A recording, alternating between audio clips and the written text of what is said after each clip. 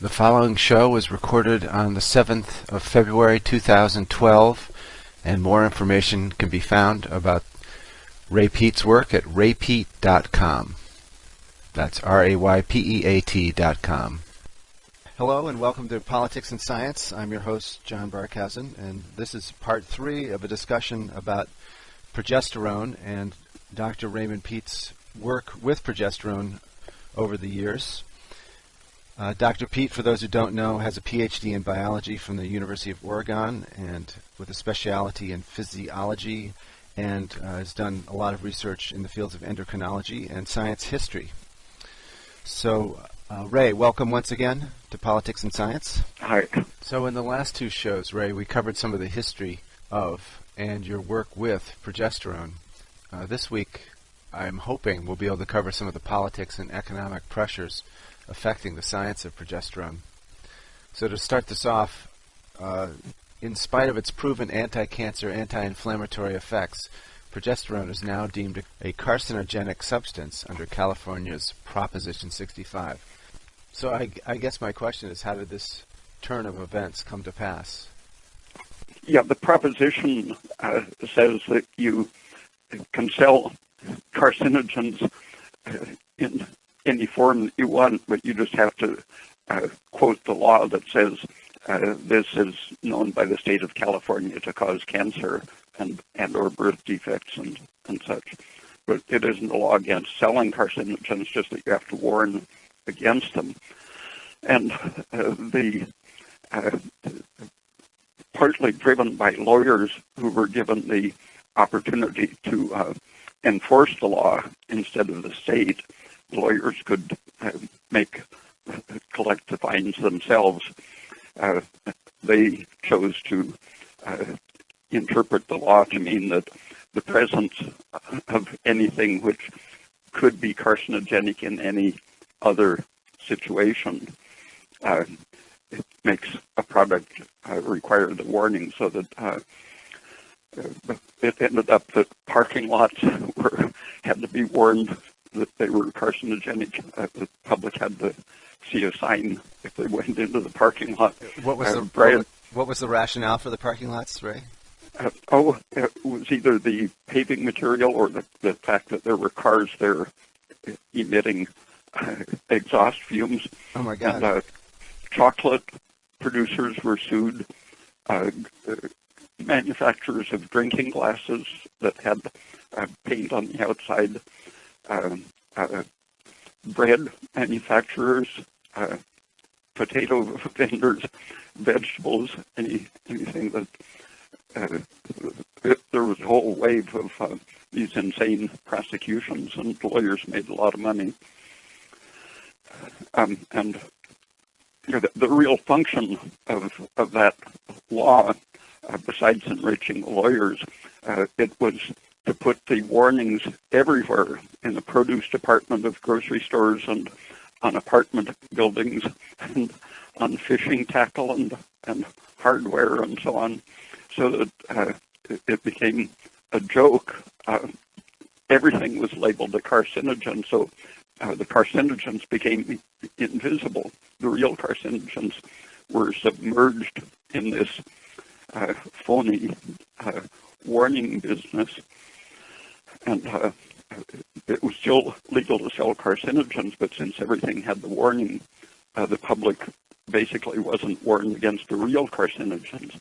And physicians could prescribe the carcinogens as long as they were under a doctor's orders.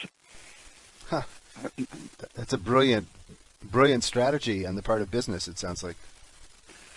Yeah, and very bad for the public. Yeah. And it has been brought to the attention of the Attorney General and so on. And the lawyers basically are in control of the government, so that anything that would impair their ability to shake down the public doesn't interest the law enforcement people. I gathered some evidence and asked the Attorney General if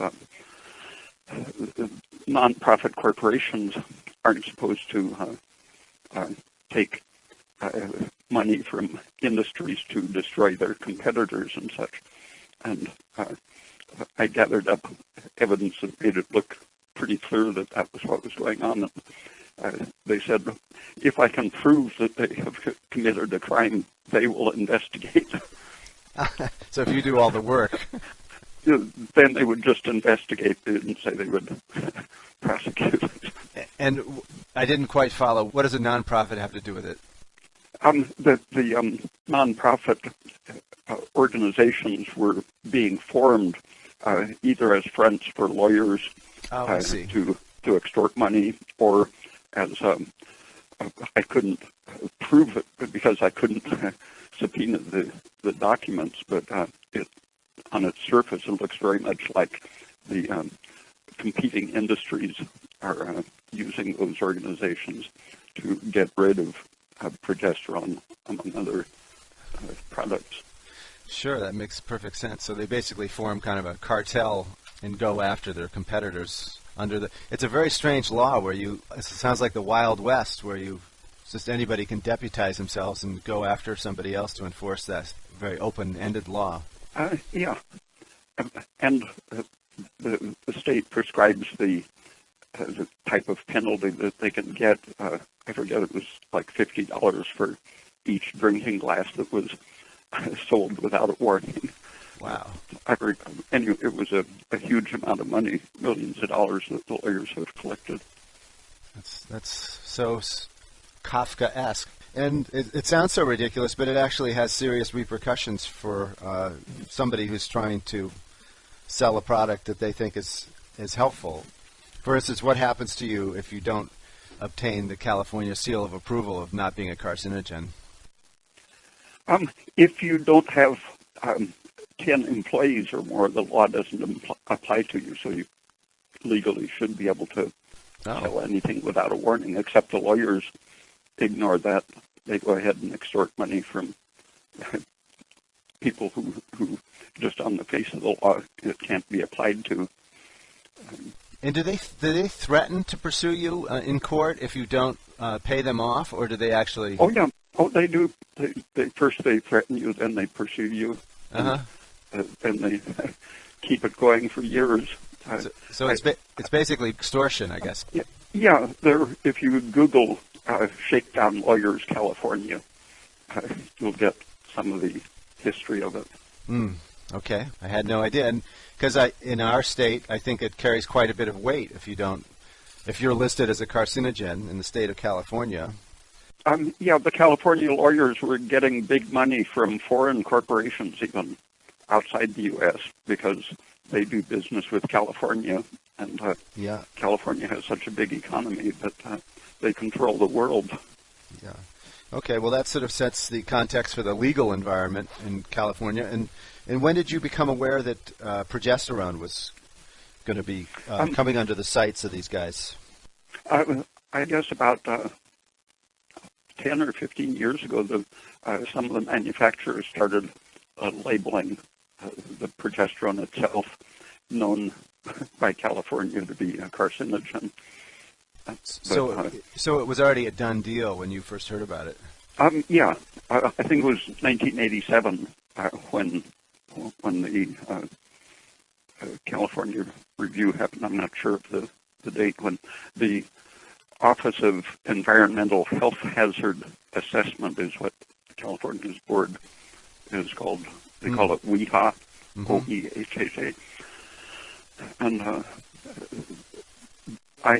they weren't willing to give me the names of the people who were their qualified experts by their definition who made those decisions, but the law requires them to either just automatically list it because World Health Organizations or National Toxicology Program list it. They could just defer to them, but in this case, they decided to have their board of qualified experts look at the relevant evidence, and out of thousands of publications on the issue of cancer and progesterone, they picked out about a dozen articles that they said was the relevant, decisive evidence. And of those, several of them weren't even progesterone. They were birth control pills and things that contained no progesterone at all. They listed them as the relevant evidence, but when I got them to send me copies, they weren't even about progesterone in several cases. And then the ones that did involve progesterone in the research, every one of them was totally incompetent as toxicology or science or cancer research. They were clearly manipulated to get a case against progesterone, but they failed in every case. They had only one outside person testified during the meeting, Richard Edgren, and they asked him why he had chosen to testify, and he said because progesterone isn't a carcinogen. Mm-hmm.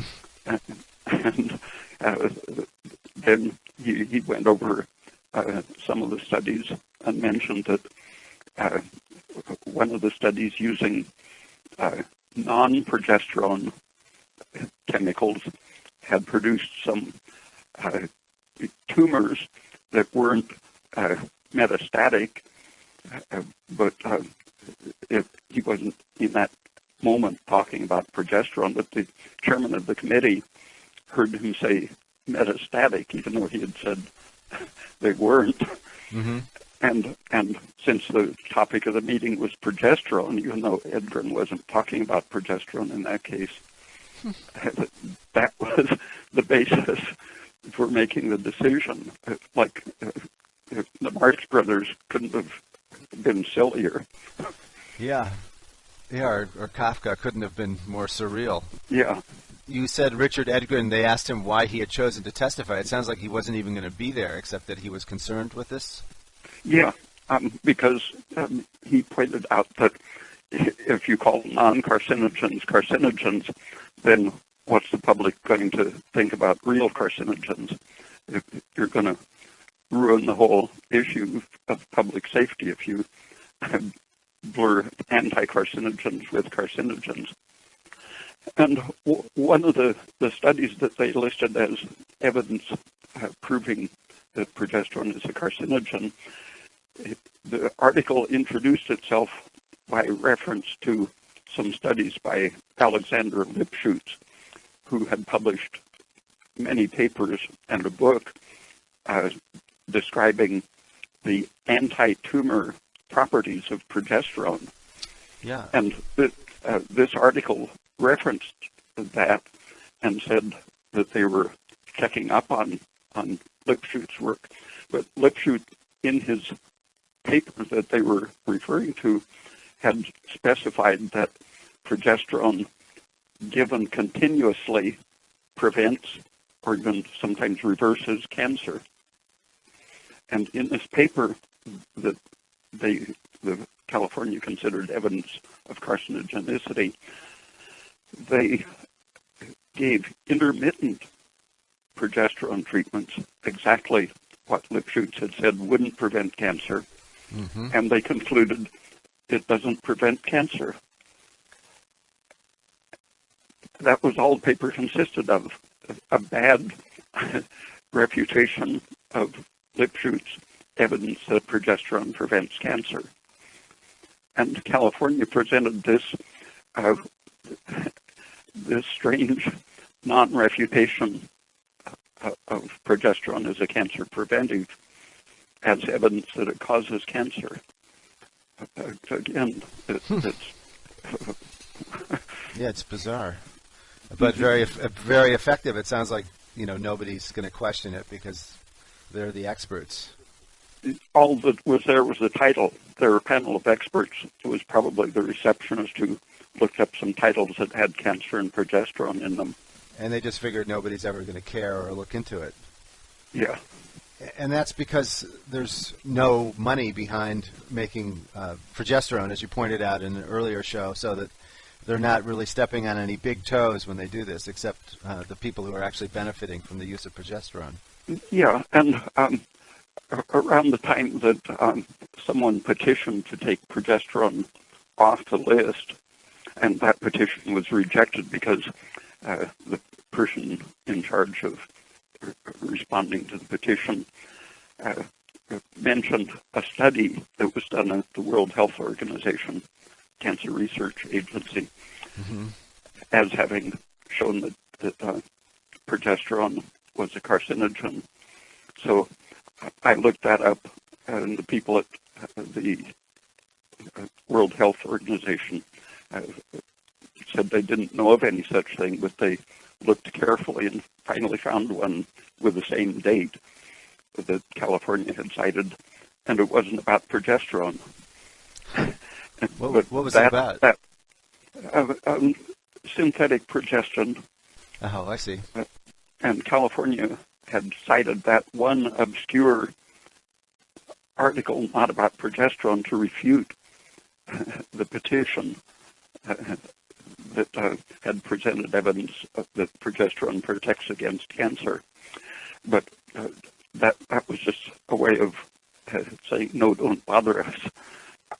At the point that I asked them who made the decisions that were decisive, even though the decisions violated their own regulations, the head of the agency said, we don't have the resources to answer your questions anymore. Like, go away. Yeah. Please go away. You're bothering me. Yeah.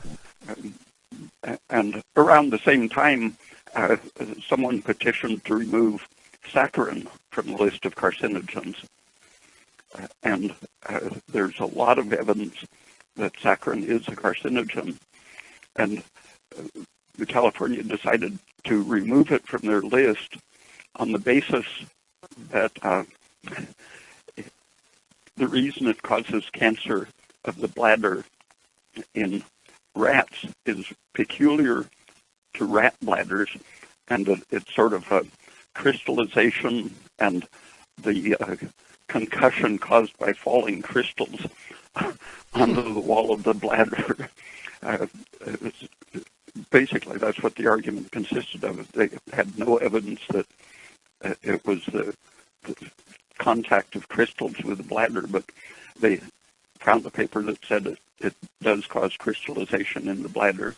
Yeah. But there are also articles that showed that human urine crystallizes in exactly the same way the rats did. So there was nothing special about the rat crystals. Yeah. It was just, again, the reaching as far as they could not to see the evidence, and so they took it off the list. Again, just as false in the other direction to take saccharin off the list because it's a big industry moneymaker. Yeah. So it sounds like they're there to represent certain interests and basically be a filter for what becomes available to the public or not, based on those interests, not the public's interests. Yeah, that's their public. The corporations are the only public they're concerned with. Yeah, and I recall from your newsletters that some of the tests they cited against progesterone, some of them were progestins, as you said, and you explained last time that progestins actually many of them have opposite effects of progesterone. They're synthetic progesterone, and they don't. Are they considered synthetic? Is that the right term, progestin? Well, yeah, they're synthetic, but they're a different molecule, so they aren't progesterone at all. Right, okay. And the industry got the FDA to allow them to call them progestins, even though they are good contraceptives. They prevent gestation. But because there is a change in the lining of a rabbit uterus under their influence that happens to coincide with the changes caused by progesterone, at least in one or two features. On the basis of that, they call a non-progestin a progestin. It's a contraceptive, but they can see one feature of overlap with progesterone. So that's the strength for calling them a progestin. I see. And for those who didn't hear the first two parts of this talk about progesterone, Dr. Pete was telling us that many times progestins are prescribed. People think they're taking progesterone, but they're actually taking these different molecules named after progesterone, but actually do not have many of the benefits that progesterone does. Did I cover that? In 1970, when I was working on progesterone, occasionally someone would say, "Did you see the paper in some big science magazine that progesterone causes cancer?" And at that time, they were actually putting it in the title, "Progesterone Causes Cancer," but they weren't working with progesterone. They were just, even the editors of science journals were letting them get away with calling things by false names. And by the early 70s, the science world had clarified their terminology enough so that they started consistently calling the other molecules progestins or progestogens. And so there has been much less scientific confusion about the terms, but medical doctors are still pretty well confused about the difference between the anti-progestational progestins and the real progesterone. And consequently, the public's also very confused, because I know a lot of people who are taking estrogen with progestins, and they think they're getting both progesterone and estrogen. And yeah, natural progesterone has to carry the warning that it can cause heart defects, because some of the things that are called progestins cause heart defects. And so something that has one property of progesterone gets to be called the progestin, and then anything toxic that molecule does gets laid over on real progesterone. And that prevents, for example, women with epilepsy are told to avoid progesterone during pregnancy because it'll cause heart defects. But actually, the real progesterone has been reported to prevent almost all birth defects when it's used before pregnancy. And as we talked about in the earlier shows, most of these rulings seem to be connected to the estrogen industry, which just one drug alone we were talking about last week, Premarin, I think, was $2 billion in sales roughly before the World Health Initiative test became public and estrogen sales dropped. So Dr. Pete was saying last week that as estrogen sales dropped, progesterone sales were going up, and this alarmed the industry, and consequently, it seems like there's a move against progesterone. And you can see it in some of the traditional centers of estrogen-promoting research. They, around that time, turned against progesterone instead of concentrating on how good estrogen is. They're stretching to find something bad linked to progesterone. That's very interesting. Who is sitting on these boards, Ray? Where do these people come from? Do you know any of them, or have heard of them, or? I looked up everyone on the board, and we're talking about the board that decided what was a carcinogen in California. Excuse me. Yeah. Some of them were linked to the university that was doing the anti-progesterone research, and the leading anti-progesterone guy was Malcolm Pike, and he and one or two others formed a company to promote a birth control pill based on his idea of protecting against progesterone.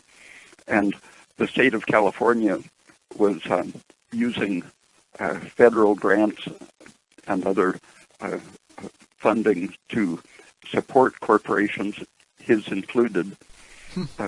So government money was flowing into his anti-progesterone business while he was sitting influential in saying that progesterone is a carcinogen.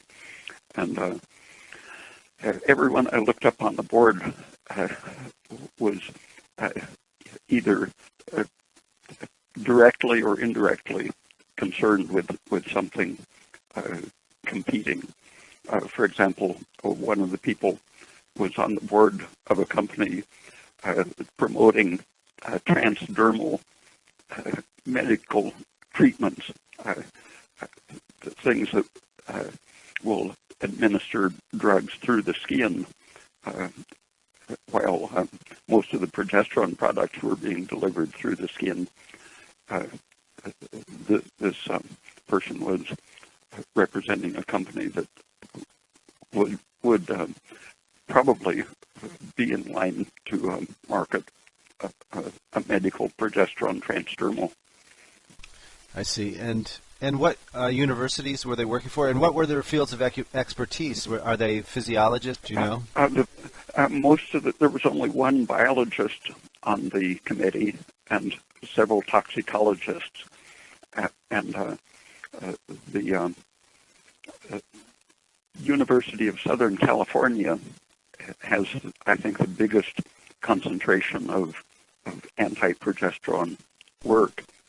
I looked at the USC website about 5-6 years ago, and I found easily, I think it was 140 references to the glorious properties of estrogen, and I found, I forget, numerous, but not a competitive number, numerous references to progesterone, but every one of them was about its harmful properties.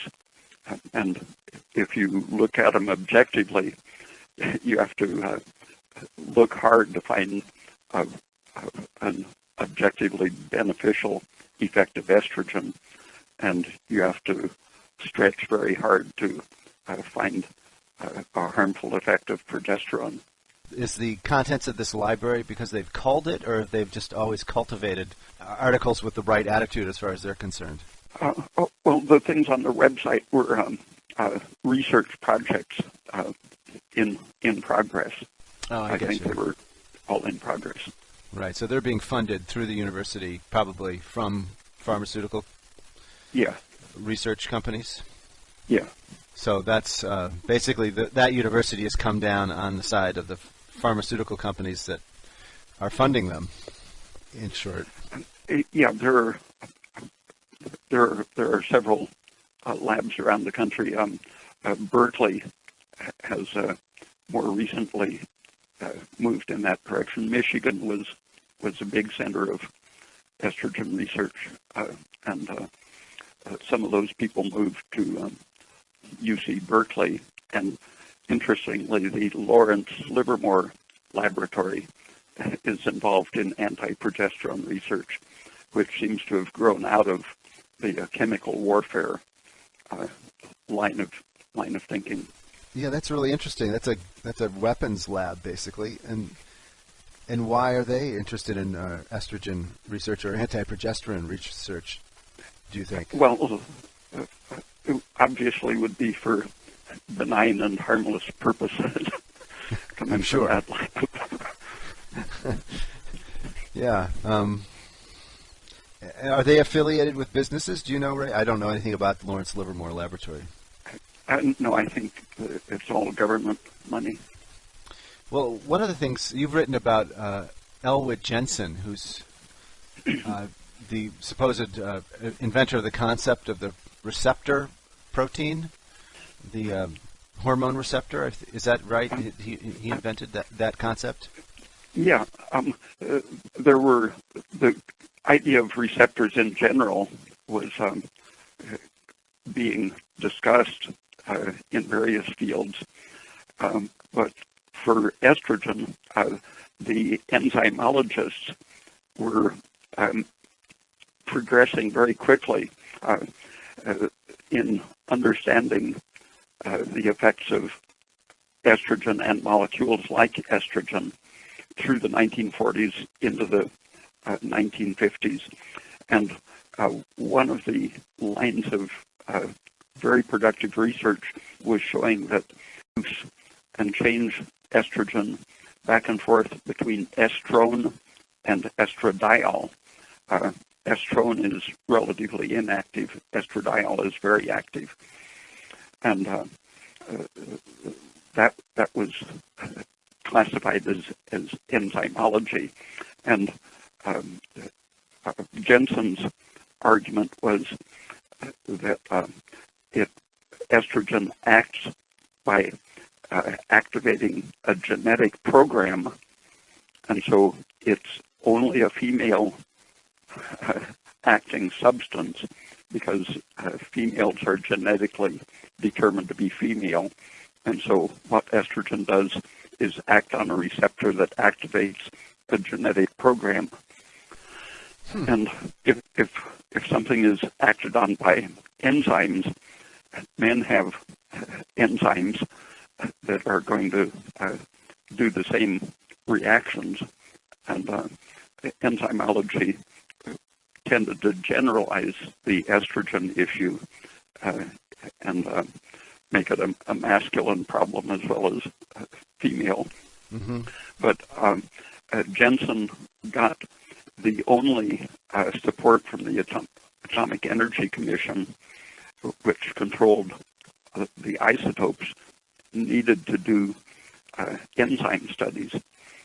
And he used an isotope-labeled form of estrogen, and in his experiments with uterus tissue, claimed to show that there was no oxidation or reduction of estrogen by the uterus, and said that's the end of the enzyme tradition. It's all receptor and genes now. And that spread through the research world, and by the mid-1960s was the dogma. But then the enzymologists started getting the same isotopes that he had and showed that, in fact, the old 1940s research was exactly what's happening. And now everyone knows that estrogen, estradiol, and estrone are perfectly interchangeable. And that's exactly where progesterone and thyroid and the stress hormones interact with estrogen. Progesterone turns off some of the enzymes that activate estrogen and activate enzymes that inactivate estrogen. So the enzyme approach opens up the whole issue of environmental, physiology, nutritional, metabolic effects on the estrogen system, and estrogen's deranging effects on all of those systems. So that's all now coming back, but 50 years of belief in a genetic explanation of why estrogen is so good for females and harmless to everyone else. I had trouble. If you got too fuzzy on that last sentence, I couldn't understand it. Yeah, I was saying that Elwood Jensen, the reason I brought him up is because you mentioned Livermore Labs, and he worked in the chemical weapons industry. Isn't that right? University of Chicago, I think is where he was working, and that was a big weapons laboratory. The government doesn't say much about their chemical biological warfare research, but if you look at the careers of some of the famous biologists, you see that you can't explain their achievements other than that they were being pushed by the Pentagon to get the information that they needed for germ or chemical warfare.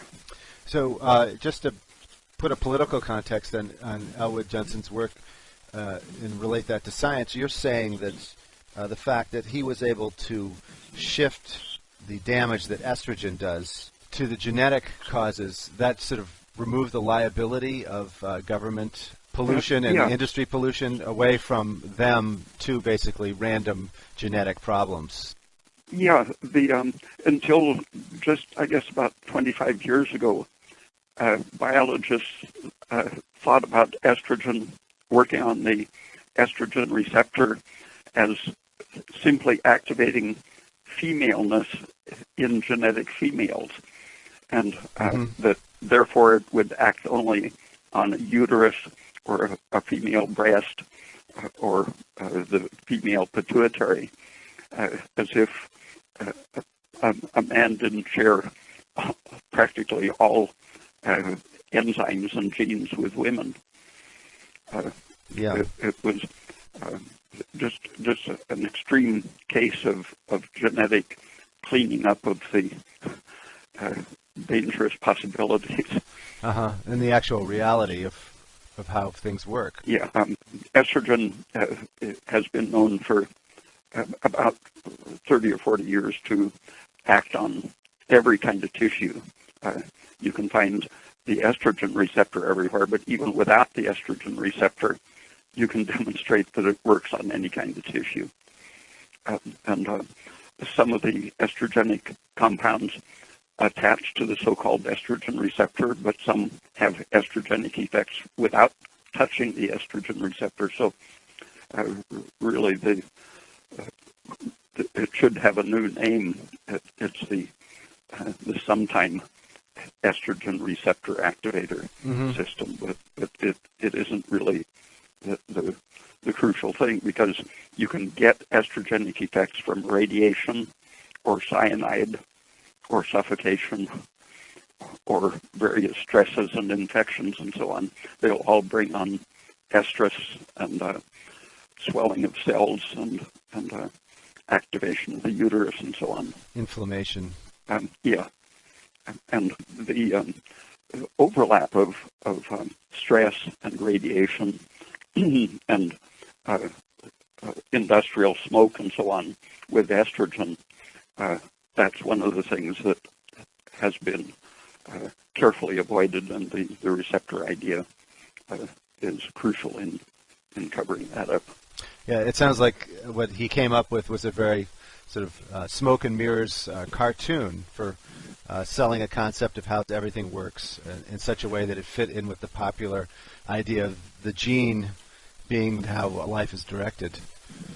And people may be wondering why we're talking about estrogen when this is a show about progesterone. And well, estrogen in the physiological situation activates the production of progesterone, and then progesterone knocks down the production of estrogen. So it's a matter of an occasional stimulus from stress or estrogen, which turns on a system that then definitively gets rid of estrogen and leaves things operating for the rest of the month.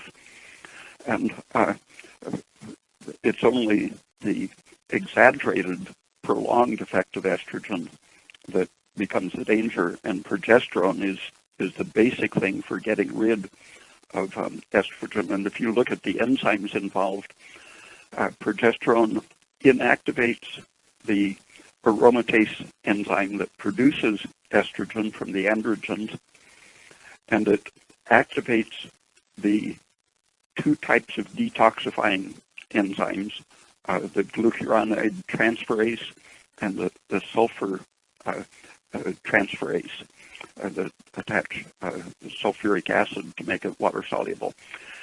And estrogen opposes those, and progesterone inactivates the estrogen-activated enzymes that remove the detoxified sulfate and glucuronide. So it's just an amazingly comprehensive system that progesterone does, and only real progesterone does that so systematically. It knocks out the production and maintenance and activation of estrogen, and it even destroys the so-called estrogen receptor protein. So at the action end, the production end, and all of the intermediate steps, progesterone systematically destroys the estrogen system. And that's one of the reasons that progesterone is so universally important, but it's the opposite side of why estrogen is so universally dangerous. Mm-hmm. Progesterone even protects against radiation as part of that same system, because radiation imitates estrogen, and the cancers produced by either radiation or estrogen, these are equally protected against by progesterone. So it's a comprehensive protective substance against the full range of biological threats. And Elwood Jensen, the inventor of the estrogen receptor, that concept, and he goes on to talk about his work.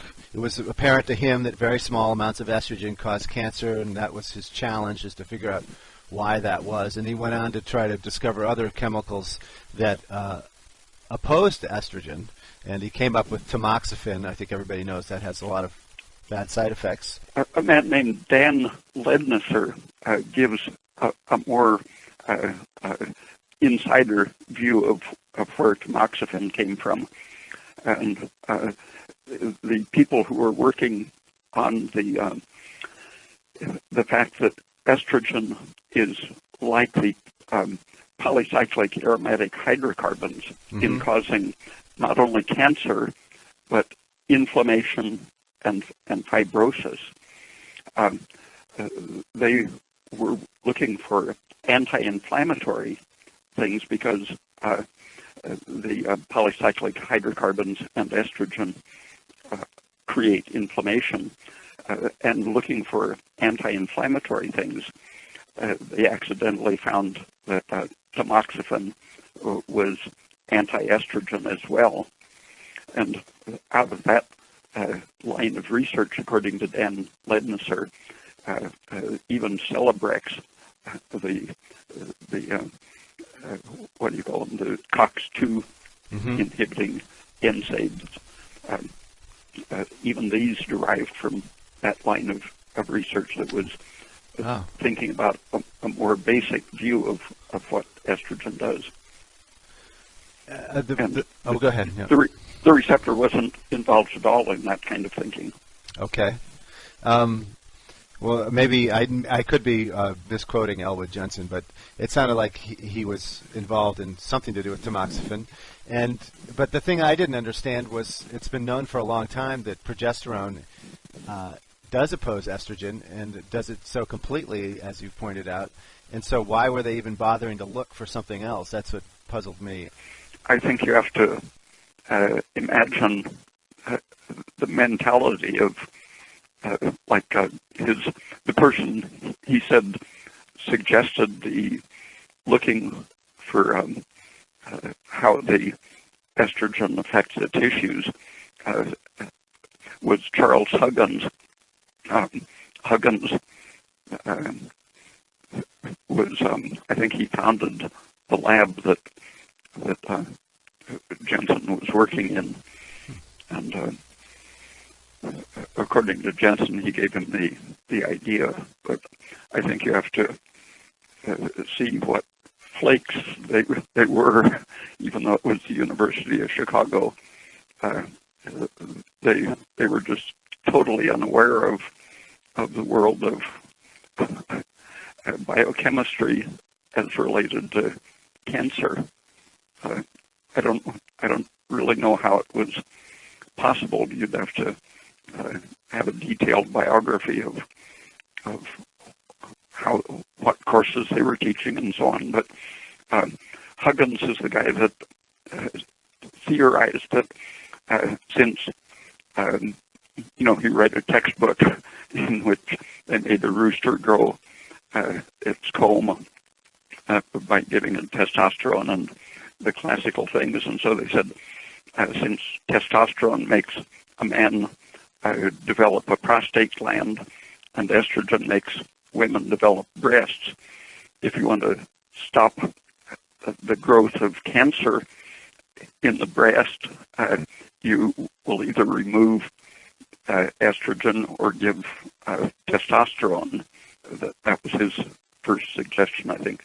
And for the prostate, you would either castrate the man or give the man estrogen or both, because his simple idea was that the female and male were opposites, and so if you give the opposite hormone, you will antagonize the growth-promoting effect of their hormone.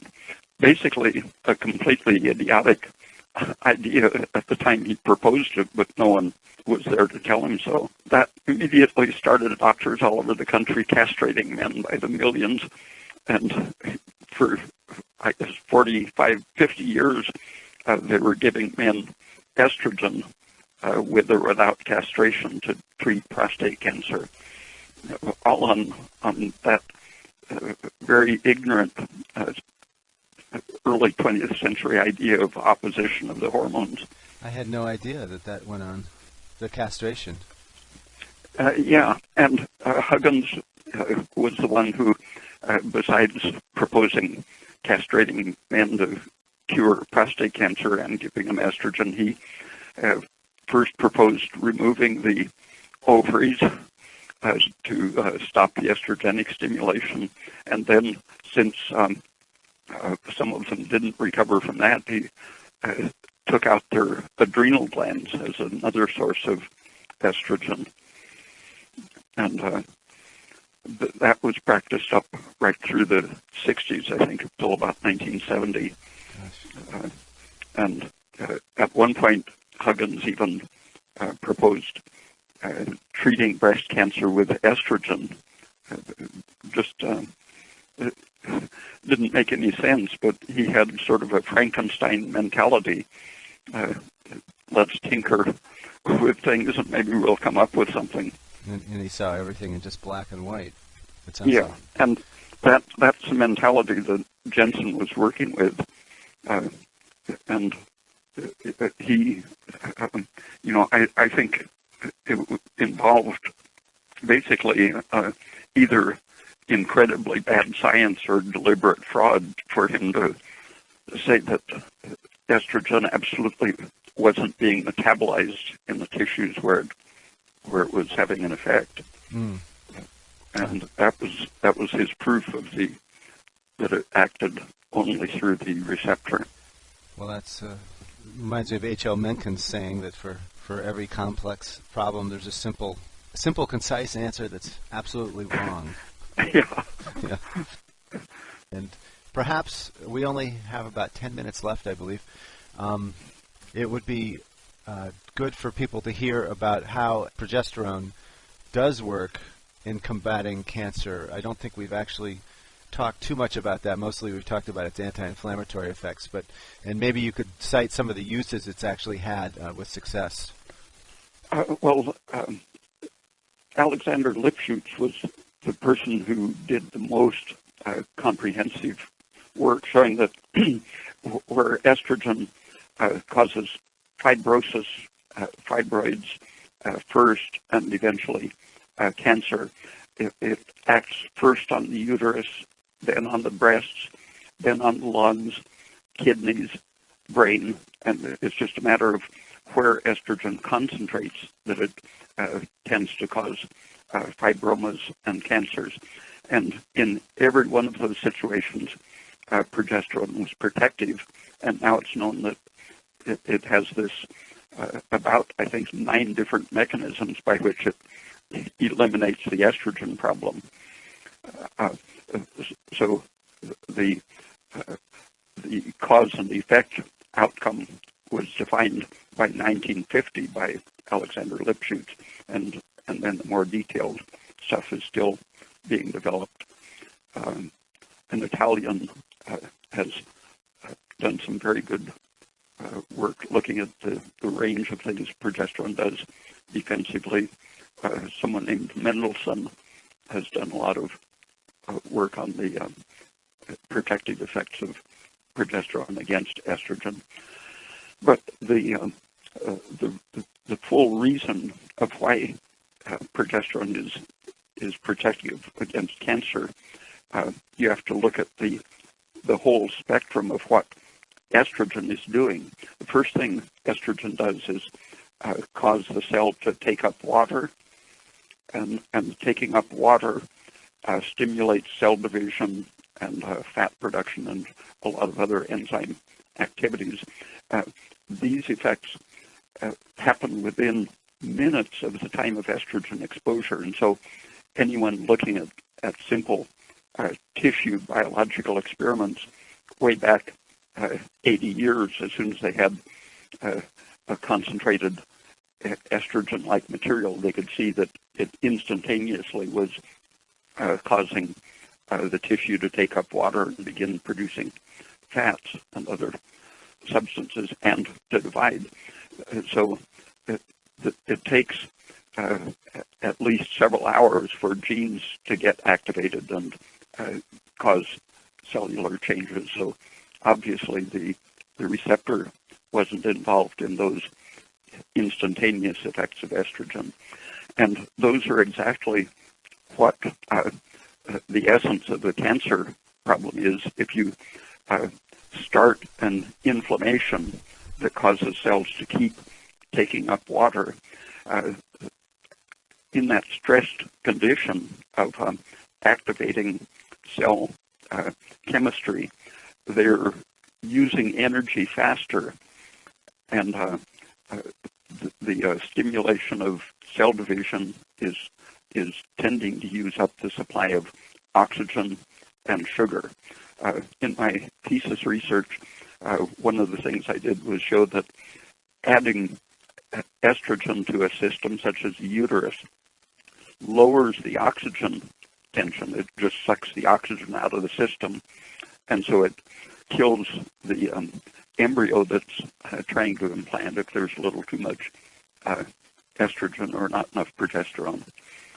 So that stimulation creates an oxygen deficiency, and as far as sugar is available, the sugar will be glycolized to produce emergency energy in the absence of enough oxygen to meet the stimulation. The glycolysis produces lactic acid.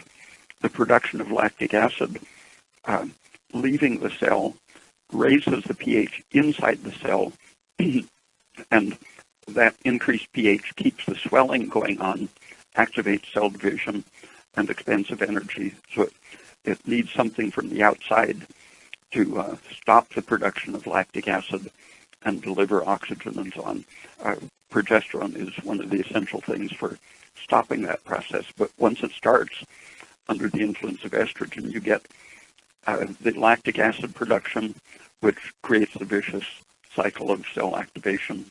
And the lactic acid acts as it increases the supply of blood and spreads growth of blood vessels into the environment. So it activates everything that you need to produce a tumor.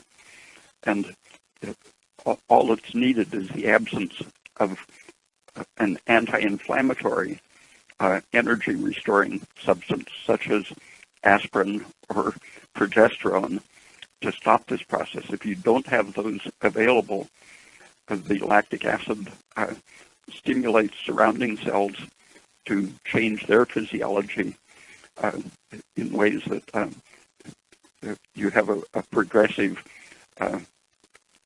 increase of the malignancy behavior of the cells. In the simplest situation, an injury causes the lactic acid to be produced, which activates the energy changes and growth to heal the wound. But at a certain point, the system should come in with the anti-inflammatory substances, such as progesterone, to finish off the healing. And in the absence, the attempt at healing simply goes on and creates this swelling and oxygen deficient situation.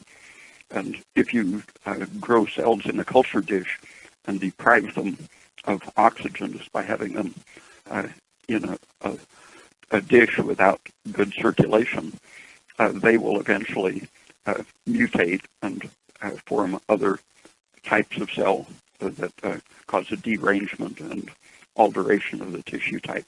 So all of the steps of cancerization can be seen structurally and metabolically in terms of wound healing that can't be brought to completion. Yeah, that's good. I like that. And I think Harry Rubin, you've pointed out, has basically proven that cancer is not from a gene gone bad, but rather the tissue itself has developed an unhealthy state. We have a couple minutes, if you could maybe cover that briefly. He has just honestly summarized the real cancer research, showing that the deranged metabolism and structure is what causes the chromosomal damage. So instead of genes causing the tumor causes the genetic defects. Which is the opposite of what we hear basically every day in our popular culture when people talk about cancer. Yeah, and when an oncologist or pathologist says your tissue shows abnormal cell division and the wrong number of chromosomes and such, they said that means we have to cut it out and irradiate you and so on. But if you look at the fate of those deranged cells, they're going to live maybe to the next attempt to divide. Then they don't have the right number of chromosomes, and the halves will die. So they're very short-lived once they get to that deranged state. But the death of the cell contributes to the inflammation of the area. And so stopping the inflammation and energy deficit is always the solution to the problem. When it's now recognized by some oncologists that the reason a malignant cancer reforms after they've irradiated the area or cut out the cancer or both, the reason it reforms is that stem cells are called into the inflamed area that has been treated. And even if you irradiate a healthy area, it will call stem cells in to try to repair the wound. And if the radiation deranged the fibrous material in that area, you'll produce a cancer from the irradiation. So whenever you injure a tissue by removing a tumor, you're just guaranteeing that the body will try to repair the wound by sending in new cells, which then turn into cancer cells if the area is still sick. Yeah. So the way to actually heal or to stay healthy is to make sure that your cellular environment is a healthy one. Yeah. So for anti-inflammatory substances that people can use, progesterone is one of them, and aspirin is another, and antihistamines.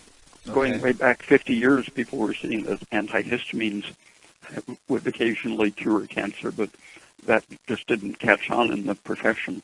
Aspirin, 10 or 15 years ago, when I would mention it to someone with cancer, they would think I was, like the doctor saying, take an aspirin and call me later.